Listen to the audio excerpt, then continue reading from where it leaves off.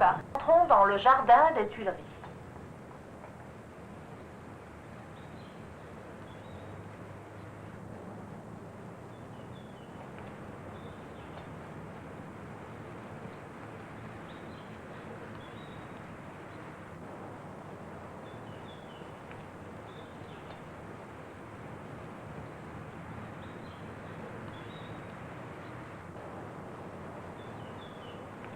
Ici, pendant la construction du palais du Louvre, on fabriquait des tuiles pour le toit.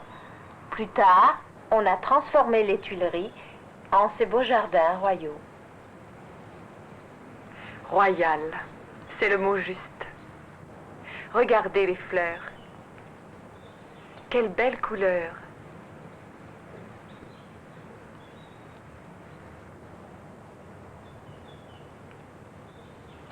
Voyez le bassin et son jet d'eau. Et plus loin, les allées d'arbres taillés.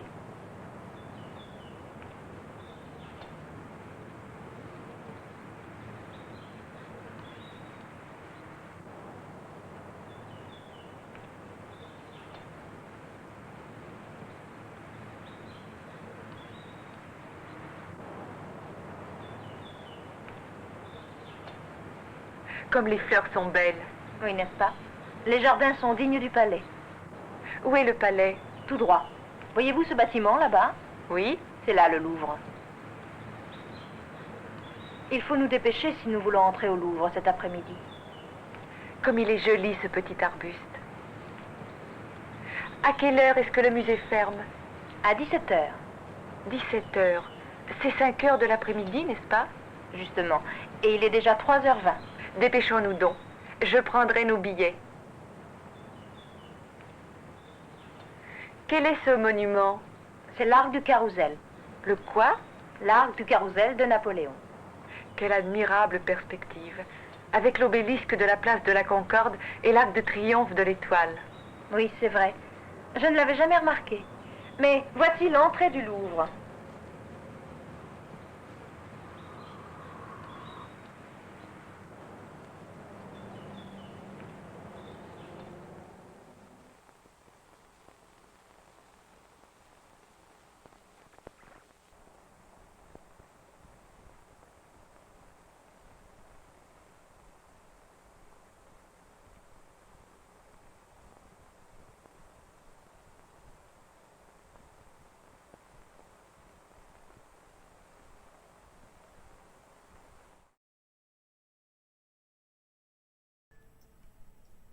Hello, everybody. Oh, 1 second.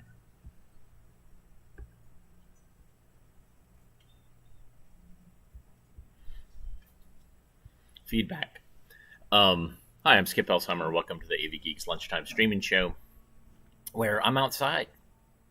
I'm not at the archive right now. My assistants are working diligently, and I am outside somewhere because it's nice and cool. There's a nice breeze outside. It's overcast. So we survived the hurricane.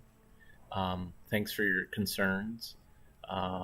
We didn't even lose power at the archive, which was pretty amazing. A couple of limbs were down, but really not any flooding either. So very lucky compared to other folks in Ian's path. But again, thank you for your concern. We have the archive and myself. We have survived quite a few hurricanes over the years, and the archive itself sustained some pretty bad damage back with Hurricane Fran and Hurricane Floyd. That was a long time ago, when the archive was in a different house. But we're pretty good. We're getting better. Let's see. So we just watched we watch old 16mm films here, and that was a part of the French Tutorials series that EB did, and it was made by Milan Herzog. And I actually met, when I was doing a show at the Science Museum, I actually met Herzog's daughter-in-law. I believe his daughter-in-law, or great-granddaughter-in-law. Like, her husband's grandfather was Milan Herzog. And Milan did quite a few films for Encyclopedia Britannica. Pretty amazing body of work, and I guess he got to hang out in France for this series because there's a lot of traveling in France for it, so it's pretty cool. Let's see. Let's learn about some Apollo recovery. We might have seen this before, but I don't have a record of it in my spreadsheet, but it's only 4 minutes, so let's enjoy.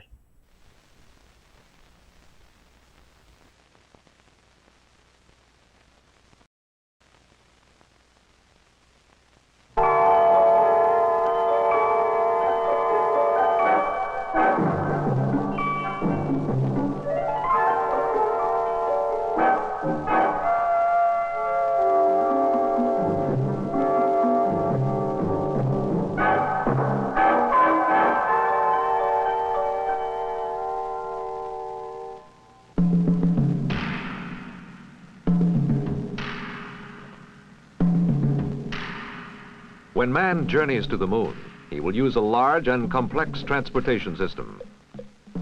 It's called Apollo Saturn.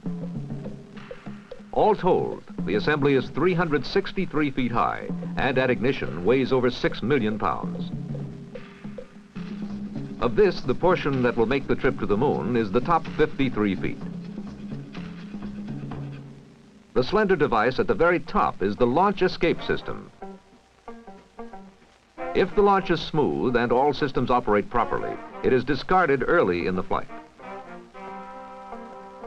The spacecraft consists of the command module, the service module, and the lunar module.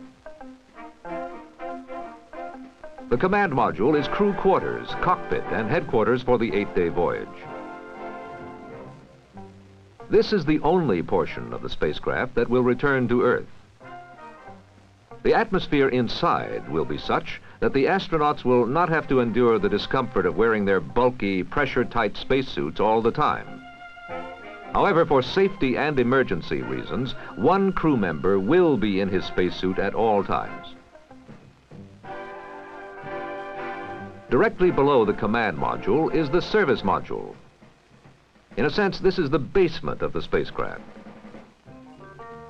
Here are the fuel cells that will generate the electricity required for the spacecraft, radio antennas, storage space for experimental equipment and tools, fuel and oxidizer tanks. For the service module also contains the main propulsion engine for lunar and Earth travel. As Apollo approaches the Earth, the service module is abandoned and the command module returns alone. At launch, the lunar module occupies the third position in the spacecraft.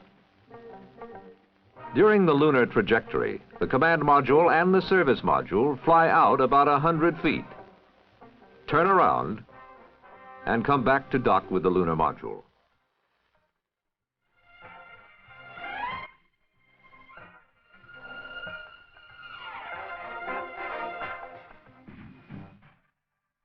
As the spacecraft approaches the moon, it looks like this.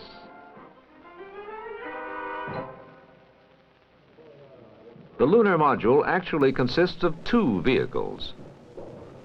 The descent stage, which is mainly the landing gear and an engine that is gimbaled and can be throttled. And the ascent stage, consisting of yet another engine and cockpit or cabin portion. After the lunar exploration period, the descent stage is left on the moon as the ascent stage lifts to rendezvous with the command module. After the crewmen transfer to the command module, the lunar module is left in lunar orbit as the command module is steered into its homeward course.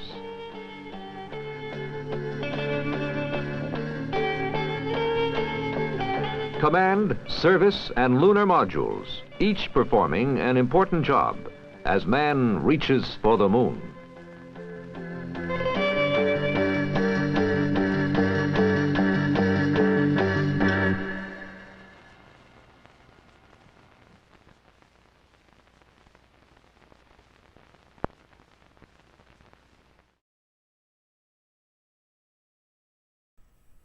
I love those pre-Apollo launch films. The short kind of talk about what the thinking is for landing on the moon.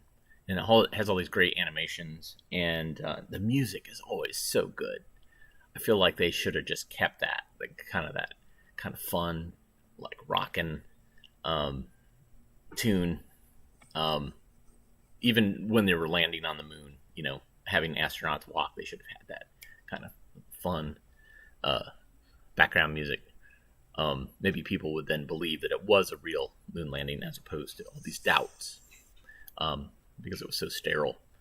But the next film I have is accidentally tacked on to the end of the first film I showed, so I have to kind of get to it. It was, I don't know what happened, but there's like 3 films spliced together and in this file. So this is how to make a simple loom and weave. Enjoy.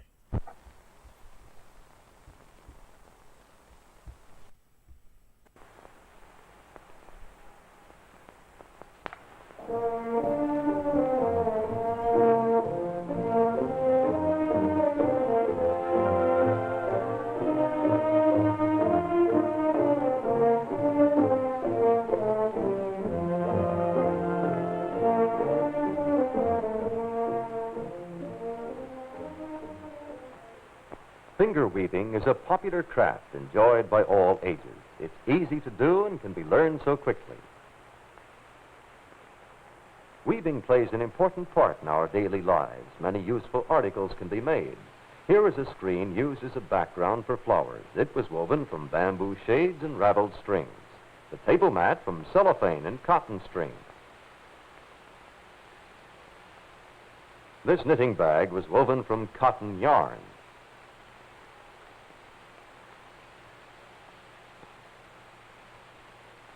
Here, a placemat of raffia and bamboo.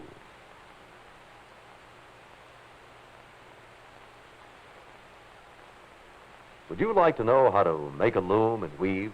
There are 4 steps to remember. First, making the frame of the loom.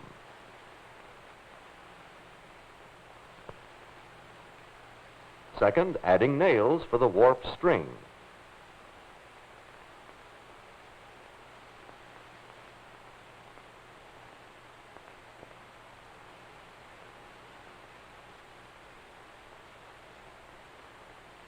Third, stringing the loom. And fourth, weaving.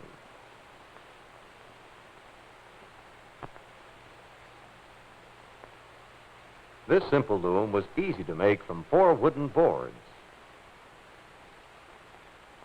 This is Ray. He will show you how he made his loom. He chose soft pine wood because it's easy to saw and nail. Now watch what Ray will need besides the wood. 8 4-penny box nails, a 1/4 pound of 3-penny finishing nails, coping saw, hammer, and a sanding block. Now we're ready to put our loom together, so we will need a jig. Notice this jig is made of 1/4-inch plywood with 1 by 1.5-inch wood strips on 3 sides. We do not need a strip on this side. Now, if we turn the jig around, we can see the yardstick nailed on this side. Look, we will measure the length of wood here. Notice these side frames of the loom. They will be measured off first. Place the wood on the measuring side and mark the desired length like this. Now turn the board around so you can mark 2 sides of the board. Now you can see the pencil marks and saw more evenly. Place the wood on a low stool. Then hold the wood securely by placing your knee and hand on it. Now begin to saw on the pencil marked line and use the coping saw with a downward angle like this. Do not force the saw too strongly or the blade will break.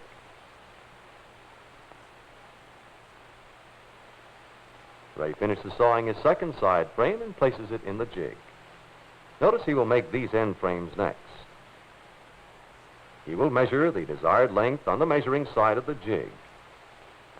And he marks it with a pencil. And see how he turns the wood around to put pencil marks on the bottom and side of the board? Now he'll have guidelines while he's sawing. Watch Ray sandpaper each frame smoothly so splinters will not get into his hands.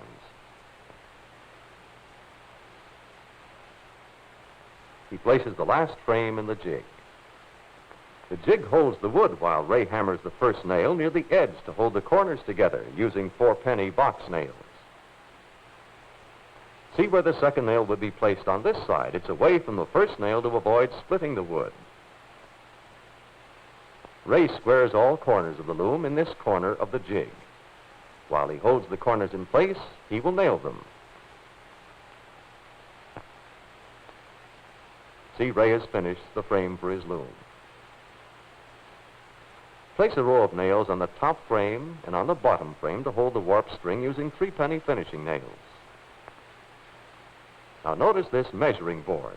It will help measure distances between nails and to keep them in a straight row.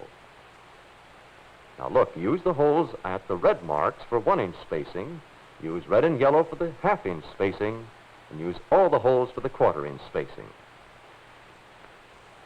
Place the measuring board on top of the end frame of the loom, and place your hands on it like this to line it up evenly with the loom. Measure off a 1/2 inch from the end of the frame before placing the first nail in the hole. This avoids splitting the wood. Drive that nail in the hole. Now drive the second nail a 1/2 inch from the other end like this. These 2 nails hold the measured board in place while you drive all the other nails. Ray drives the rest of the nails, and he places them 1 inch apart because he's going to weave with 1-inch wide material. Ray is driving his last nail to finish this side. Watch how easy it is to remove the measuring board and see how straight this board kept the nails. Now turn the loom around. Notice how the measuring board will be placed on this side of the end frame. Place nails exactly as you place the other nails. Now watch how to string the loom. This is called warp string. It is strong and can be bought at any department store. Place the warp spool in a box while measuring off the amount needed. Count the nails on one side of the loom, take half of that number, and wrap warp string lengthwise around the loom. Go around once more to give extra warp to start and finish your warp stringing. See how to wrap warp string around a piece of cardboard as you wind it off.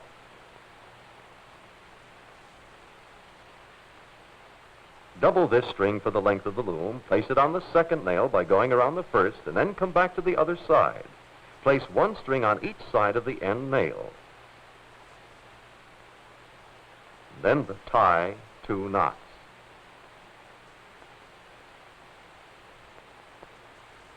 Slip the card of string through the double string and slide it over to the other end frame.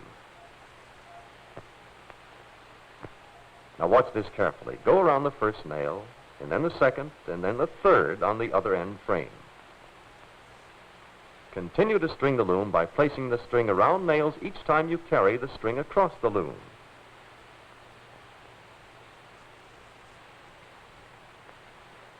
After placing the string around the last nail, tape it like this to hold the tension.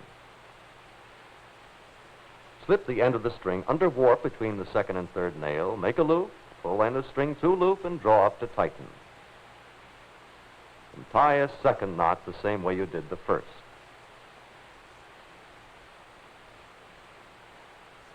Ray is happy. He's finished stringing his loom. It will be ready when he starts to weave. This jig can be used to make many different size looms. Decide what you would like to make and then plan the size and shape of your loom. You might weave a small rug on this long loom, or a purse, table runner, or pillow top on this smaller loom. Use looms over and over again. Beginning young students will enjoy weaving on large looms with warp nails 1 inch apart.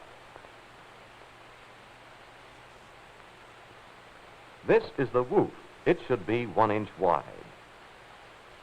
Weave it over and under the warp string. When a little older, a smaller loom with warp nails placed a half-inch apart will challenge more creative experiences. A narrower woof like rug yarn could be used. High school students will enjoy still smaller looms with warp nails a quarter-inch apart and much finer woof to weave with. The closer the warp nails are put together, the narrower should be the woof.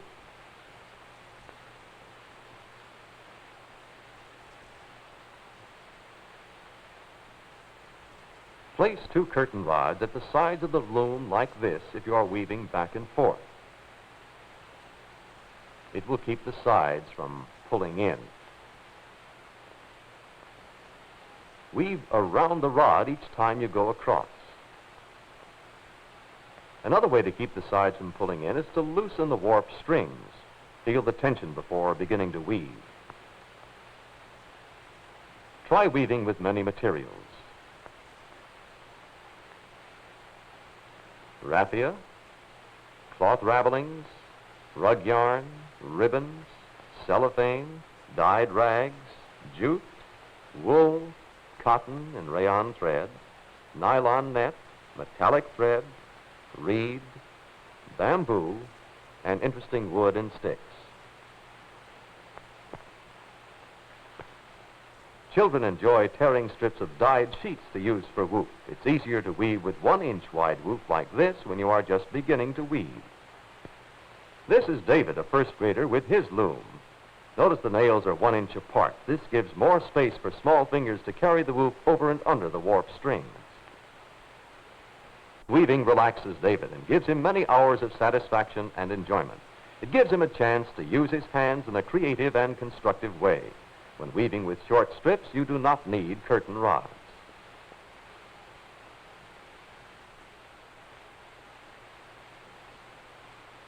David weaves interesting colors together. Notice how quickly he can weave over and under each warp string. Now he pushes the woof closer together so the weaving will be strong. And see how he reverses the order of over and under each time he weaves across.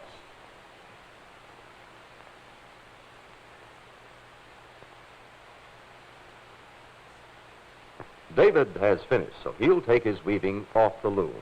Because these 3-penny finishing nails have no heads, the warp string can easily be lifted off.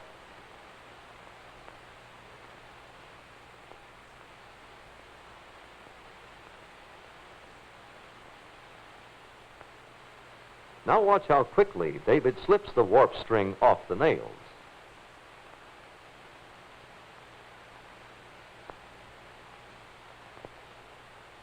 David wove his mat for a gift for his mother. It can be used for plants.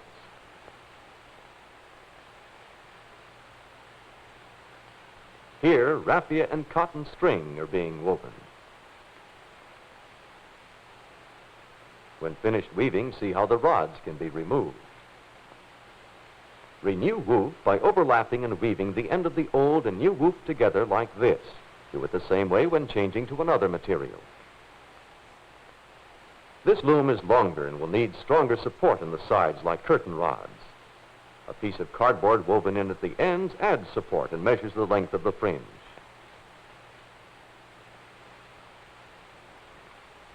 These nails are placed a 1/4 inch apart so finer woof can be woven. Notice the shuttle made from a tongue depressor. Fine woof is easier to work with if wound on a shuttle like this. Carry the shuttle around the rod each time you weave across the loom. Then weave it over and under the warp string like this.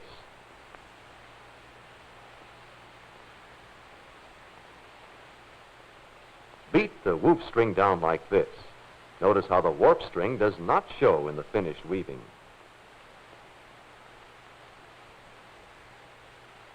Here the nylon net is used for both the warp and the woof. The warp shows and becomes part of the design. Stitch around the edges to hold them in place. When studying about the Navajo Indians, you may want to weave in designs like this. Notice how to loop yarn together each time you weave across. If you do not loop your yarn, spaces like this will appear. When finished weaving, take it off from the loom like this.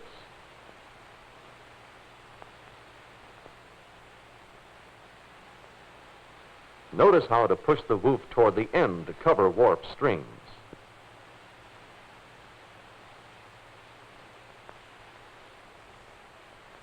When weaving with bamboo strips, place them between nails like this. They act as the warp here.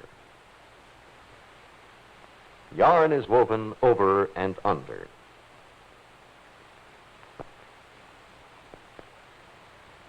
When finished, lift strips of bamboo off the loom like this.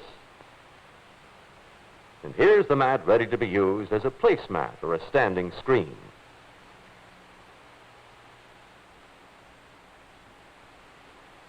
These mats were made from discarded bamboo shades, and notice how bamboo strips can be cut in different widths. This one has been painted blue. Now see how threads raveled from material made interesting woof strings to weave with the bamboo. You'll find many uses for these mats. When first graders studied about the home, they wove mats from dyed sheets and sewed them together to make a rug.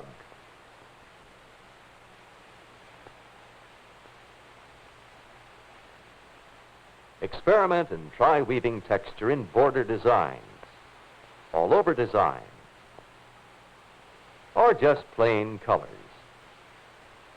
Many things can be woven from discarded materials for gifts at home and school.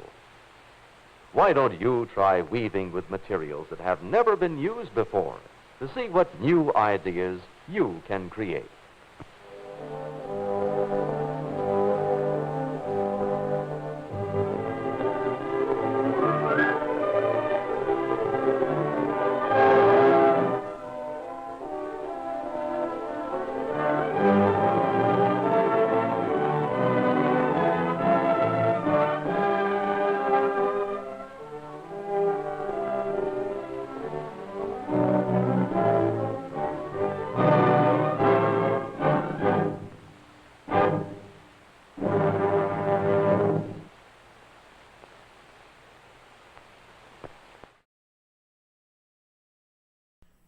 So I actually, in college, took a textile class when I was in School of Design, and we wove, and it's definitely therapeutic.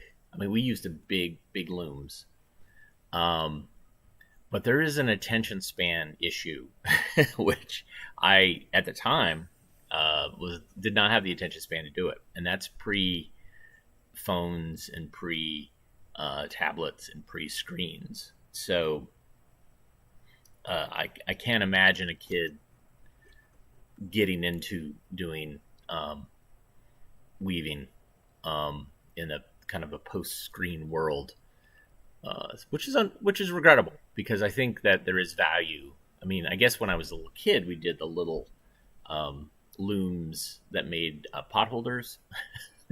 Basically, that's all they made.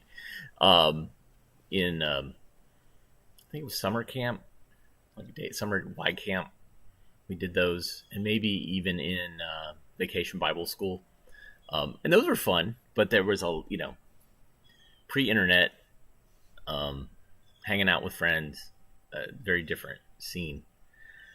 Yeah, so I'm happy to have shown that. Big fan of films like that.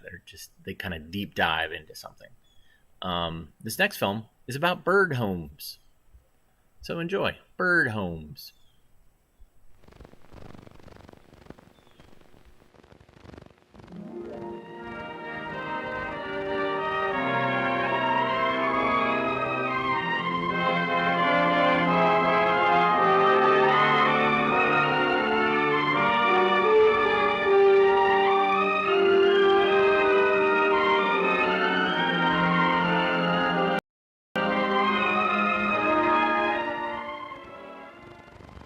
When the cold of winter is gone and warmth and color return to the earth, we hear the songs of many birds.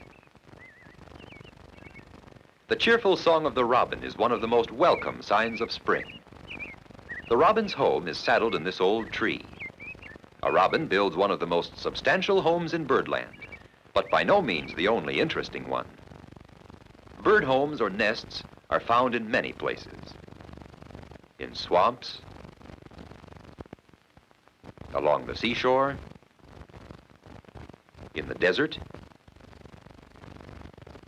in the woodlands, and even in towns and cities. They may be perched high in the air, hidden in the dark recesses of a tree, or on the ground. In this film, we will see different kinds of bird homes and learn some of the interesting habits of their builders. We will see the kinds of building materials they use and the places where they build their homes.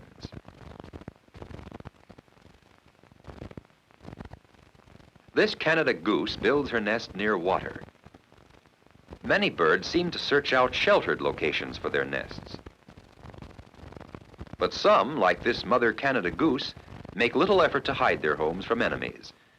Perhaps because the goose is such a large and powerful bird, it instinctively knows it can protect its home from most enemies. Birds use their nests as places to lay their eggs, and in some cases to cradle their young. This Canada goose nest is built of grass and a blanket of downy feathers. Now Mother Goose returns from feeding in the nearby pond and marshes, and once again takes her place on the nest.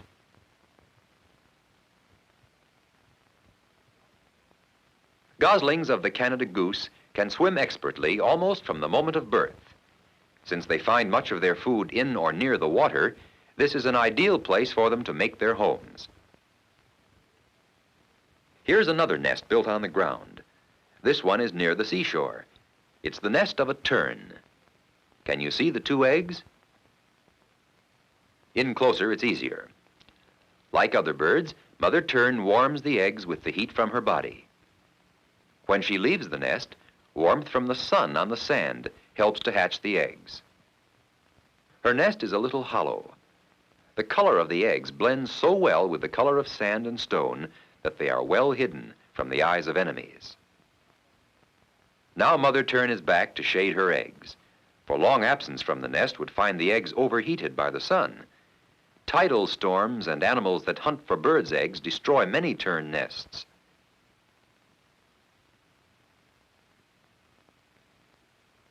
If they do survive, these baby terns will soon take their places among the tremendous flocks of this common water bird. Many birds attempt to hide their homes. Can you see the bird in this picture? Now it's easier. See how well the color of this mother killdeer blends with her surroundings. There's her nest, and there are her 4 eggs. The nest is a slight depression in the ground, lined with grass. Killdeer eggs are pale buff in color, with blotches of black. Do you know what Mother Killdeer is doing now? She's trying to get an enemy to follow her away from the nest. And here is the villain. Pretending to be hurt may attract the hungry snake away from the nest. The killdeer's broken wing act also warns other birds of an intruder. In about 26 to 28 days, the eggs are hatched. Even the young birds are well hidden in their surroundings because of their coloring. Notice the white collar about the neck of each baby. This is one of the distinguishing marks of the killdeer. Baby killdeers leave the nest shortly after birth. Since they can run about, they have a better chance to protect themselves. On our western plains, the mourning dove sometimes nests on the ground. Her nest is a flimsy structure of little twigs. Notice how her color keeps her well hidden. Doves lay 2 eggs and have 3 or 4 broods during each breeding season. This little burrowing owl has its home in a hole in the ground. It prefers abandoned animal burrows, like those of the skunk or prairie dog, but is capable of digging its own home if the ground is soft. The nest is usually lined with weed stalks and broken bits of cow and horse dung. The burrowing owl is very active and quite odd in its movements. Some birds like to attach their nests to structures that have been built by man. The phoebe likes water and has attached her nest under this bridge. It is so dark here, we have used an electric light to show the nest of mud and moss. In this woodland, not far from water, is the nest of the green heron. A tree with dense foliage, often evergreen, is a favorite site, with the nest anywhere from 15 to 20 feet from the ground. The heron's nest is an untidy structure. It's an unlined platform of loose sticks. Herons have 4 or 5 eggs of a pale green color. Although usually solitary nesters, herons often live in colonies with other herons or grackles.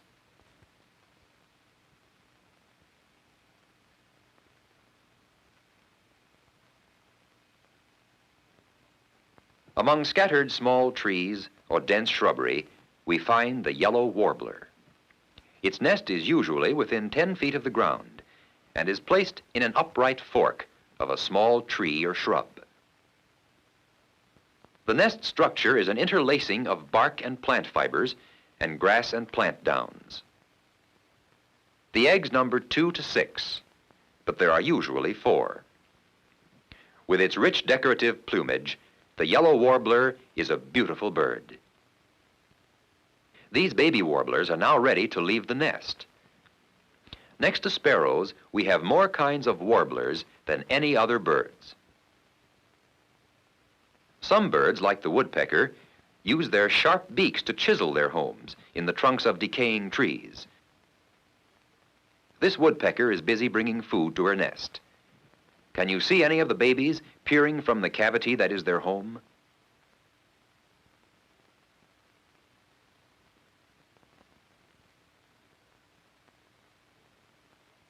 Swamps and bayous in warm climates are the nesting places of the anhinga, or snake bird.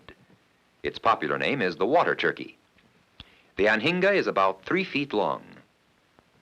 The male is mostly a glossy greenish black. Its nest is constructed of sticks, leaves, dry grass, roots, and moss. The anhinga's stout webbed feet and sharp claws enable it to climb with ease. Notice the long necks and the snake-like movements of the necks of these birds.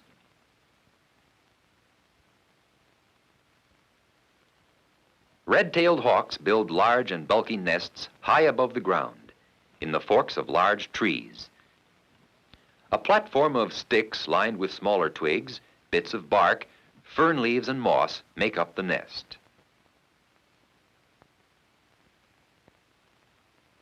The great horned owl often makes its home in the deserted nest of other large birds. Those of red-tailed hawks, bald eagles, and herons are frequently used. Cactus wrens usually make their homes in the thorniest places of the cholla cactus. See how well they are protected. Purple martins are community dwellers and like to live in box-like houses, provided they're in the open and up on a 15 to 20-foot pole. Often, a dozen or more pairs of these birds will occupy as many compartments of a bird box.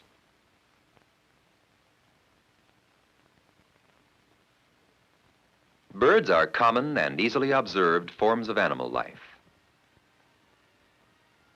Knowing the common varieties in your neighborhood helps you understand nature better.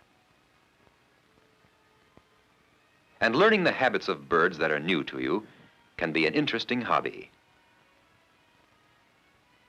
A study of birds can be not only delightful, but also of value to science.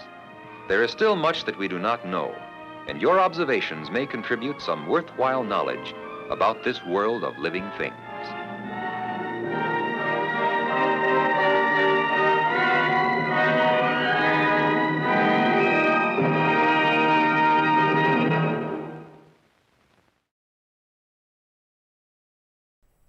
How about that? There was some weaving in that film, too. What a coincidence. So, on Saturday, I actually did a live show. Kinda. I was in Raleigh so Thursday I did a live show, too.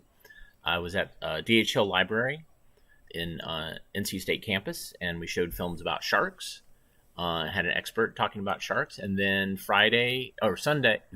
Saturday at Transfer Food Hall, next to a giant mural of a wrecked Trailways bus, I showed bus safety films. So I'm beginning to stretch out a little bit and start doing some live screenings. So I'll start talking about them more and more as we book more of them. But I'm excited. This will probably be in the Triangle first. And then as things open up more, maybe I'll travel. Maybe to your town. Definitely Austin, because there's the Alamo Draft House headquarters are in a old high school. And I have a lot of high school films. So it just seems like a no-brainer for me. And they have a giant gym cafeteria space where I'm like, oh, dude, I totally should do stuff there. Anyways, this next film is Consuela, and part of it's in Spanish, and this is faded red, but it is subtitled, and it is kind of fascinating. It's one of these films that was made in the late 60s, early 70s, and it's looking at kids who come from different backgrounds that have ethnicity, in that they were probably born in the United States, but their parents were not born in the United States. And these kids trying to reconcile being a U.S. citizen, but also how their culture from their family affects their lives. And sometimes they're in conflict, and sometimes they're not. But there's a couple of films like this. Pamela Wong is one of my favorite films. Is a perfect example of that. So here's Consuela. Enjoy.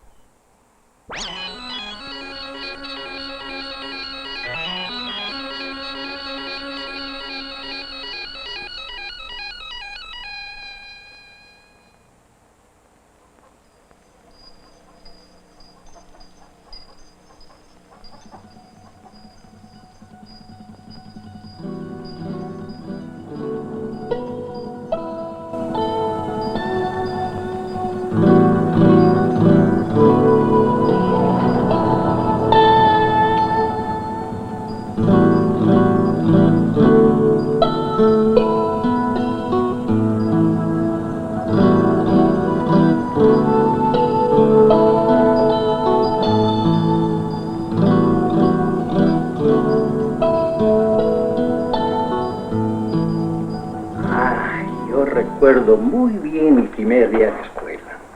Nos preguntó la maestra que qué queríamos ser cuando quisiéramos. Yo le contesté que todo lo que yo quería era aprender a escribir los cuentos y los corridos de la gente. Pero todo eso ocurrió en otro país. ¿Pero aquí es lo mismo que no, abuelito? Sí, yo creo que la educación ha de ser lo mismo en donde quiera.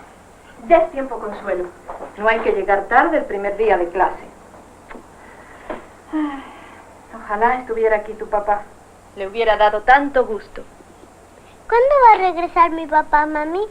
Cuando termine la pizca. ¿Cómo lo he extrañado?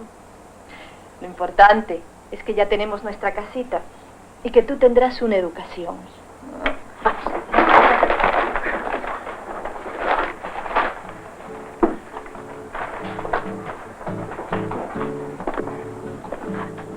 Hazle caso a tu maestra, Consuelo. Sí, mamá.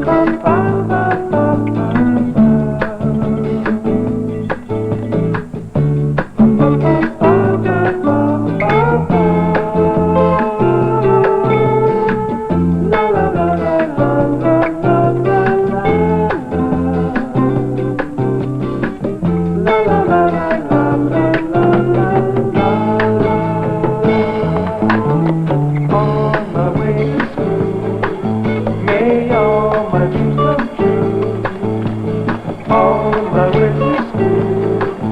May all my dreams come true.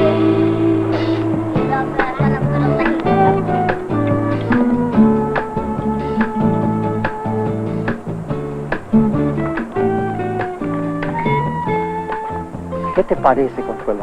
Qué grande está, abuelito. Pero siempre he querido ir a la escuela. Vamos a entrar.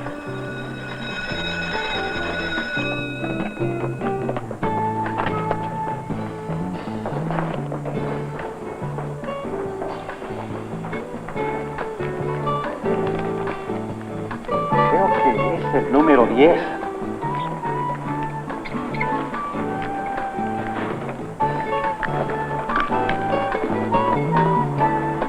Aquí está, este es.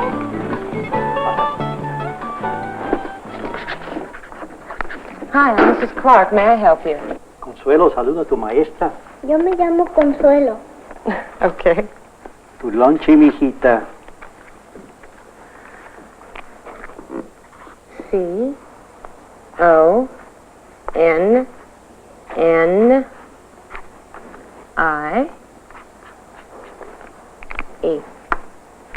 Connie. There you go. Put your lunch on the shelf in the cloakroom, and that's your seat by Joan.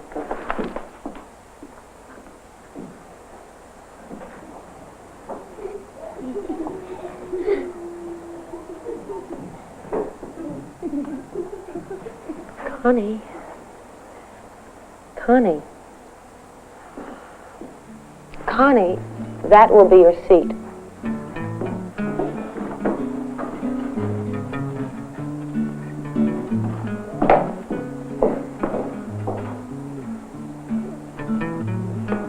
Hola, yo me llamo María. Yo me llamo Consuelo.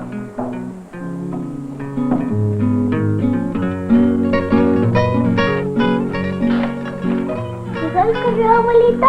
Sí, hijita, recibimos carta de tu papá.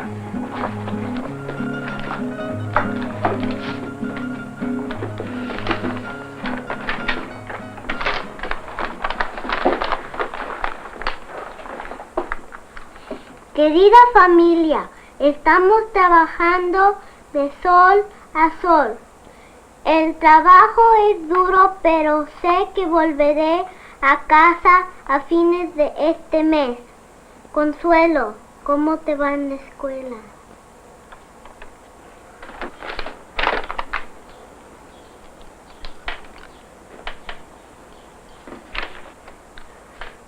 ¿Qué te pasa, Consuelo?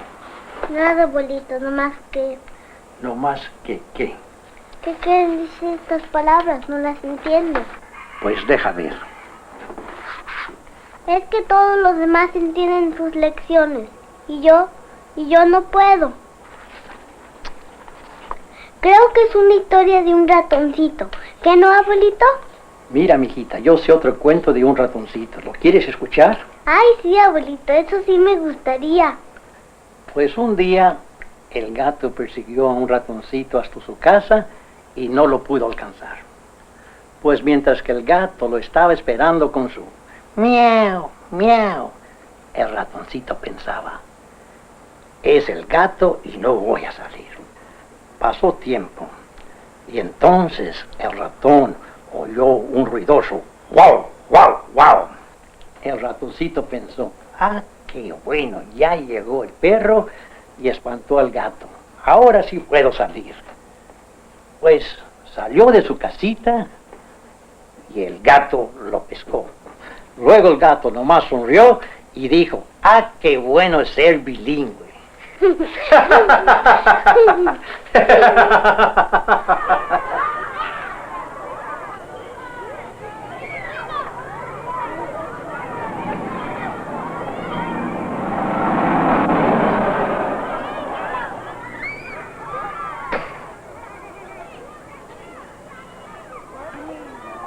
El gato nomás se sonrió y dijo, qué bueno ser bilingüe.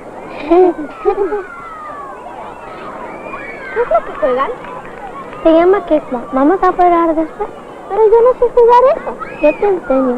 Mi papá y yo jugamos fútbol cuando está aquí. ¿Y ahora dónde está? Pues está trabajando en las pistas, pero va a regresar en un mes. Hey, María.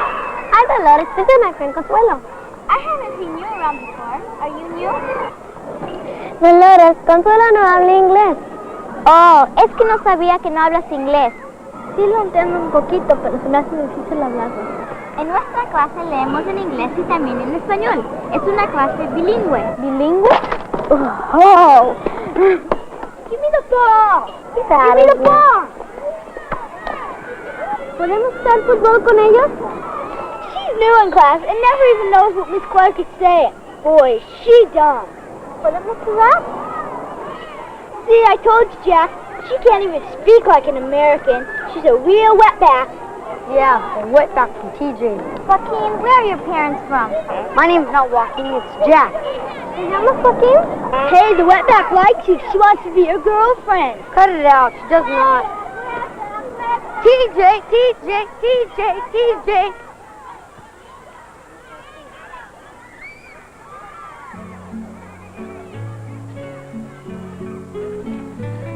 ¿No ha despertado Consuela? Va a llegar tarde a la escuela. Es que está enferma, tiene dolor de estómago. ¿Está enferma? Le voy a hacer un té de hierbabuena.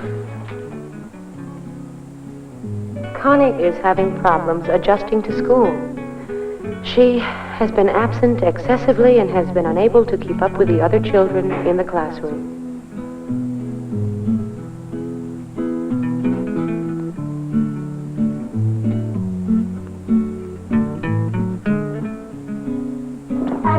Bye-bye. Bye. Have a good day. Connie, we missed you in class. Where have you been? Consuelo ha estado muy enferma, Consuelo has sick stomach. pero es una niña muy buena. Consuelo is good child. Yes, she is a good child, but she's having difficulty keeping up with her reading and she doesn't do the assignments. No entiendo. ¿Qué dice la señorita? Yo tampoco le entiendo. Connie needs help with her English. Margie, could you help me in here a minute? I'm trying to explain to them the problem with Connie. Buenas tardes. Yo soy Margarita Rivera. Buenas tardes. Yo soy la mamá de Consuelo. Recibimos esta carta, pero no la entendemos muy bien. Connie does not read well or understand English. ¿Qué tal, Consuelo? Yo soy la señorita Rivera. Yo soy Consuelo Bravo, a sus órdenes, señorita Rivera. Y este es mi abuelito, don José. Connie is the girl I told you about at lunch? Sí. Es que dice la señorita Clark que Consuelo tiene problema con el inglés y que se le dificulta la lectura. Consuelo lee el español muy bien, me lee todas mis cartas. Denise, let me show the Bravo family my classroom. I think it's a good idea. Háganme el favor de acompañarme a mi clase. Tenemos en nuestra escuela aquí solamente una clase que es bilingüe, pero es la única. Y por mala fortuna no se pueden acomodar todos los niños que la necesitan. A ver, ¿listos para empezar? Are you ready to start? Good, because I think we're going to have some fun today. Hi. Buenos días, alumnos. Les quiero presentar a Consuelo. Yo conozco a Dolores, es mi amiga. Qué bueno. Consuelo va a estar con nuestra clase. Consuelo, esta es la señorita Verdugo. Bienvenida, Consuelo. ¿Te puedes sentar aquí cerca, Dolores? I'll be back in a while. Llegaste a tiempo porque apenas íbamos a empezar nuestra lección de música. You came just in time because we were just going to start our music lessons. Okay. A ver, ¿qué quieren cantar hoy? ¿Sí? La cucaracha. La cucaracha. A ver, Pepe. De colores. ¿De colores? Julio. De colores también. ¿De colores? ¿Cuántos quieren cantar de colores? Lo cantamos. Muy bien. Ok. ¿Sí?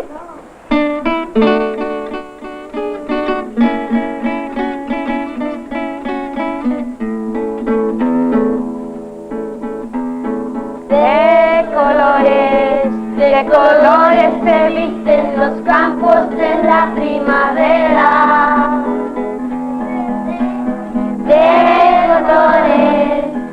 colores son los pajarillos que vienen de afuera.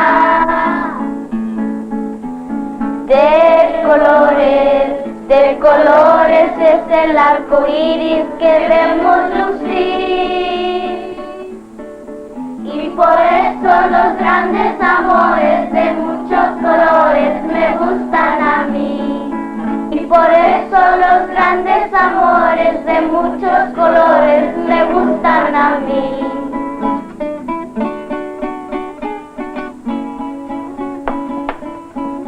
Ahorita vamos a repasar un poquito con sílabas, ¿eh? Canta el gallo, canta el gallo Consuelo. Muy bien, Consuelo. Muy bien, Miguel. La gallina con su cara, cara. Lo, le, lu, la, li. Los pollitos con su pío. Y por eso los grandes amores de muchos colores me gustan a mí. Y por eso los grandes amores de muchos colores me gustan a mí. ¿Qué vas a hacer mañana? Mañana llega mi papá de las fiestas. ¡Qué bueno! Híjole, tiene mucho de haberse ido. ¡Ah, mira! Ahí está mi abuelo esperándome. ¡Abuelo!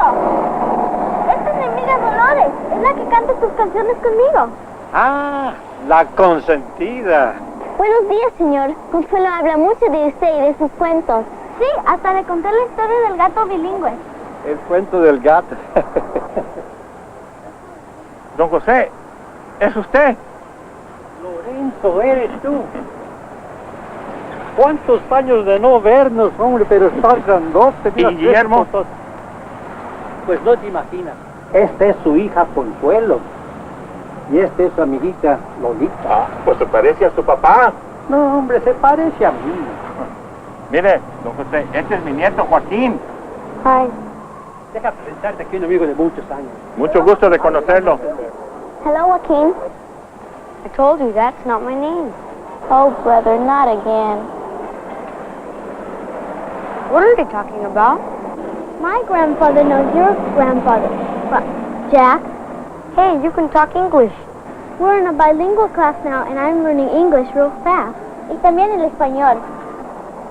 ¿Conoces a Joaquín, mi hijita? Sí, abuelo, pero se llama Jack. Ah, sí, casi todos le dicen Jack. ¿Cuál piñata te gusta? ¿Para qué es la piñata? Oh, el sábado cumplo años y vamos a tener una fiestecita.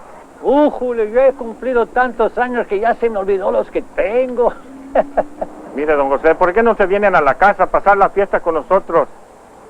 Mira, Joaquín, ¿por qué no invitas a tus compañeras? Grandfather, do we have to? ¿Y por qué no? Pero abuelo, ese es el día que regresa mi papá. Ya veremos, mi hijita.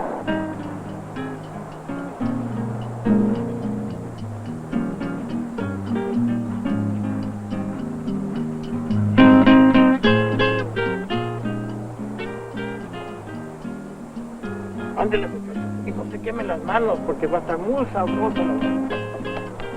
Sí, ya. A ver, Pasen, no tengan vergüenza. Mira, don Lorenzo, este es mi papá. Válgame Dios, pero si estabas del tamaño de esa niña la última vez que te vieron estos ojos. Pasen para adentro, ándale, a celebrar así mi cumpleaños, ándenme, mucha alegría. Ay, a mí me encantan las fiestas. A mí también, pero ya, quién sabe. Joaquín, ¿por qué no platicas con tus amiguitas? They only talk in Spanish. ¿Y eso qué tiene de malo? Platícales en español. But why? We don't use that language in our class at school. Mira, mijo, hubo un tiempo en que aquí nomás el español se hablaba, pero pasaron los tiempos y después, y en las escuelas te dejaban hablarlo, puro inglés. Y es muy cierto que aquí el inglés es muy necesario para todo. That's why I want to talk in English. Pero niño, nuestro idioma es parte de la historia del mundo, de nuestra gente, de tu abuelo, de tus padres y de ti mismo.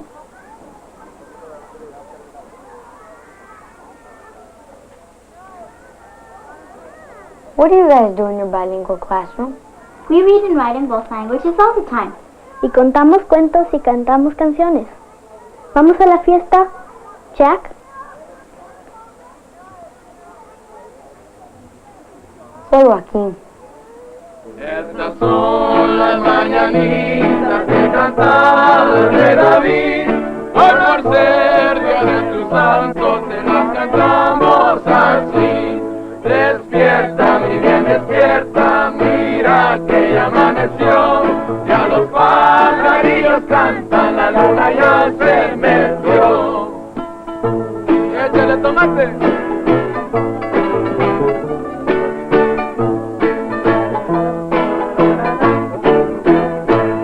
Estas son las mañanitas que cantaba el rey David. Hoy por ser Día de tus santos te las cantamos así. Qué linda está la mañana en que vengo a saludarte. Venimos todos con gusto y placer a felicitarte. El día que tú naciste, nacieron todas las flores. Y en la fila del bautizo cantaron los ruiseñores. Ya viene amaneciendo y a la luz del día nos dio. Levántate de mañana, mira que ya amaneció.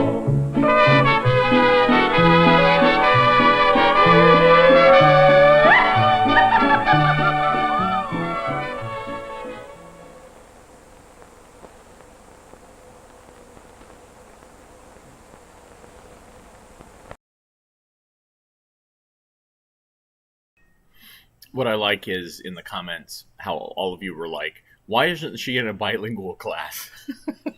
And then they put Connie in a bilingual class. And everything is great. And was that Los Lobos? We think? I don't know.